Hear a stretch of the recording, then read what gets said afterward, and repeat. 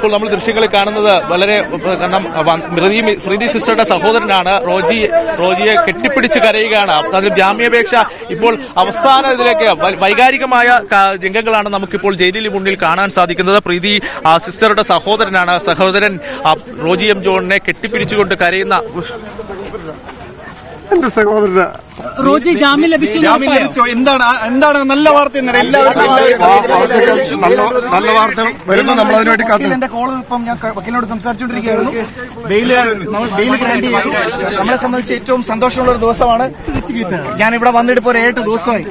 എനിക്കറിയാം, ഒരു 12,000 കിലോമീറ്റർ ഞാൻ ഓടിയിട്ടുണ്ട്. അതുകൊണ്ട് ഇത്രയും സന്തോഷം നൽകുന്ന വേറെ ദിവസമില്ല അച്ഛാ.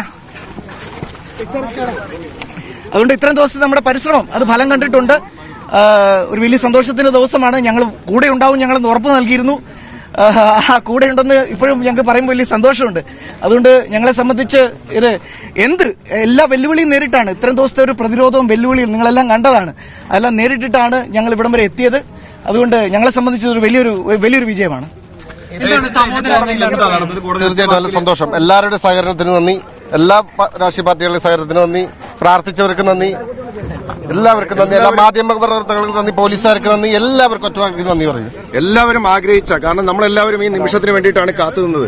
കാരണം ഇവരുടെയൊക്കെ വിഷമം ഞങ്ങൾ എല്ലാ ദിവസവും കണ്ടുകൊണ്ടിരിക്കുകയായിരുന്നു. ഇവരുടെയൊക്കെ ഒരു മാനസികാവസ്ഥ ഞങ്ങൾ എല്ലാ ദിവസവും കണ്ടുകൊണ്ടിരിക്കുകയായിരുന്നു. ഈ കന്യാസ്ത്രീകളെ ഞങ്ങൾ എല്ലാ ദിവസവും കാണുന്നുണ്ട്. അപ്പൊ ഇതിന്റെ പ്രശ്നം നമുക്കറിയാം. ഏറ്റവും കൂടുതൽ നന്ദി പറയേണ്ട 1-2 പേര് കൂടിയുണ്ട്. ഇതിന് ഏറ്റവും കൂടുതൽ നന്ദി പറയേണ്ട 1-2 പേര് കൂടിയുണ്ട്. ഒന്ന്